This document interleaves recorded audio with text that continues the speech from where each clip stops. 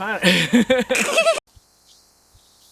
Olá a todos, estamos aqui para mais um vídeo e hoje vamos falar de um tema recorrente aqui na Europa, que é a taxa de natalidade. Não estou aqui para incentivar ninguém a ter filhos, ter 15, 20 filhos, não é esse o meu intuito. O intuito é mostrar que existe aí um conflito muito grande nesse interesse de ter filhos. O que acontece hoje é que a Europa, que detém um número de 1,5 filhos por mulher, ou seja, você tem um casal, duas pessoas, e esse casal só gera um filho e meio.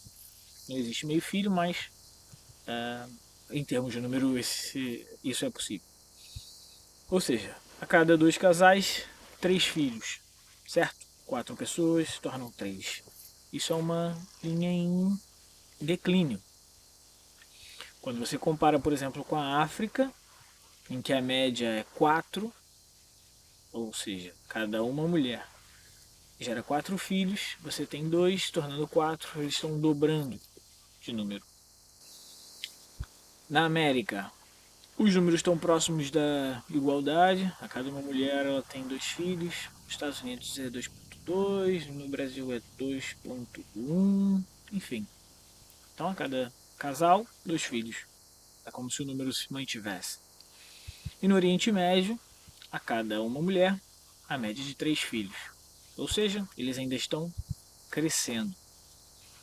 Eu não estou aqui para destilar o ódio contra africanos, ou pessoas do Oriente Médio, ou pessoas da Europa, nada disso. Só que uma das formas de você manter a sua cultura é você tendo filhos e passando a sua cultura para os seus herdeiros e seus descendentes. Quando você diminui o número de descendentes, você tende a ser dominado por uma outra cultura que se impõe. E hoje na Europa a cultura do Oriente Médio se impõe. Se impõe porque eles têm muitos filhos. E eu não digo para que eles deixem de ter filhos. Não quero campanhas contra a natalidade de mulheres muçulmanas. Não é essa a minha intenção e não é a intenção de ninguém, de boa índole. A intenção é mostrar às pessoas da Europa que já conseguiram alcançar uma sociedade equilibrada que eles podem ter filhos. E tendo filhos, a sociedade tende a crescer. A sociedade tende a melhorar. Mais pessoas no mundo, ao contrário de que se prega, não é ruim. Não é ruim. Ao contrário do que se prega, mais pessoas no mundo não vão piorar a economia. São mais pessoas trocando coisas, comprando, vendendo, produzindo. Melhora a economia. Mas o Ocidente tende a diminuir seus números. E a minha geração divulgou muito esses números. Isso não é algo bom, não é algo saudável para a nossa sociedade, porque nós inevitavelmente vamos ser dominados. Não estou dizendo ser dominados como escravos. Estou dizendo ser dominados enquanto povo que a cultura foi suprimida.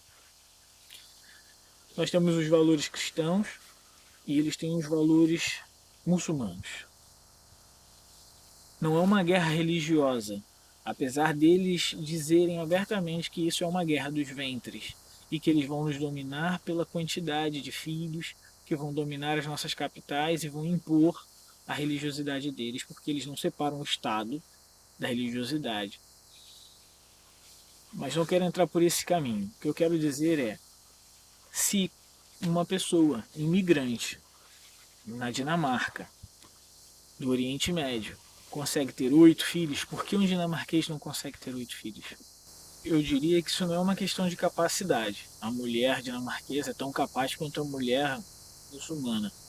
A questão é, nós fomos ensinados a não ter filhos. Nós fomos educados a não ter muitos filhos.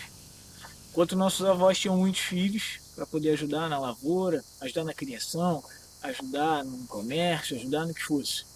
Nós fomos ensinados a não ter muitos filhos, porque muitos filhos geram muitos gastos. Só que a nossa sociedade foi ensinada com viés. E esse viés não está certo. Vamos à Bíblia. Deixa eu só ver aqui. Em Salmos 127, 3, 4 e 5.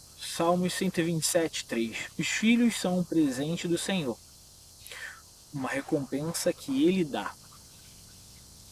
Salmos 127, 4. Os filhos que o homem tem durante a sua mocidade são como flechas de um soldado valente.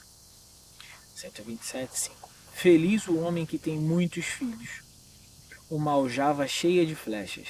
Ele terá ajuda quando tiver de enfrentar seus inimigos no tribunal. O que o texto bíblico nos diz? Nos diz que ter filhos é ter uma aljava cheia de flechas. A Bíblia tenta nos mostrar que ter filhos é ter pessoas, ter descendentes que vão lutar pelo que você acredita, pela sua cultura.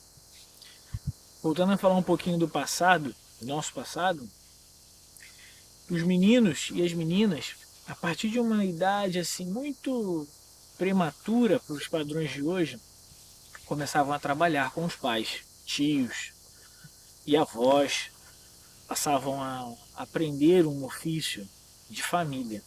Eles eram ativos para aquela família. A família sempre tinha dentro de si novos integrantes que conseguiam exercer as funções dos antigos integrantes que, porventura, acabariam saindo daquela família. E hoje as coisas foram para um outro lado. Os filhos viraram passivos. Você tem um filho e ele vai para escola, universidade, pós-graduação, e você tem um filho de 30, 35 anos vivendo dentro do seu apartamento e que ele não consegue exercer ainda nenhuma função com a desculpa de que ele está constantemente se aperfeiçoando para um dia ingressar no mercado de trabalho. Não estou dizendo para ninguém fazer uma universidade. Se essa for a sua vontade e da sua família, assim seja. Mas a questão é, nós perdemos essa cultura. Nós fomos ensinados de forma diferente dos nossos avós. Só que os muçulmanos não. Os africanos não. Voltando ao que diz a Bíblia, constantemente, para nós crescermos e nos multiplicarmos, termos muitos filhos, aljavas cheias de flechas e tudo isso, a Bíblia está constantemente nos encorajando a ter descendentes, descendentes da nossa cultura, dos nossos valores. E nossa cultura e nossos valores estão aonde nesse momento? Porque na minha geração eu fui ensinado a cuidar dos meus pais na velhice deles. A geração dos meus pais, eles foram ensinados a cuidar dos pais deles, meus avós, na velhice deles.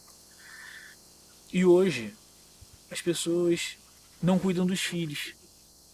Desde muito jovens, muito novinhos ainda, essas crianças já são colocadas em creches, colégios integrais de uma maneira imersiva demais, integral, e depois querem que esses mesmos filhos cuidem deles na velhice. O futuro para essas pessoas é inevitável, elas vão ser largadas em um asilo, porque elas não passaram esses valores para os filhos. Passem valores que valham a pena para os seus filhos. Se você acredita numa coisa, faça ela. Faça essa coisa. Às vezes a conveniência faz com que nós mudemos o que nós fazemos do que nós acreditamos. Às vezes o caminho é mais árduo do que parece. Às vezes não, sempre é mais árduo do que parece. Mas criar um filho é criar alguém que vai te representar no futuro, que vai representar os valores da sua família, que vai representar os valores do seu Deus. Crie seus filhos no caminho que você acredita que eles devam andar. Crie seus filhos no caminho de Deus, que assim eles jamais vão desviar. E eles vão honrar a você, sua família e a Deus para sempre. Fiquem com Deus.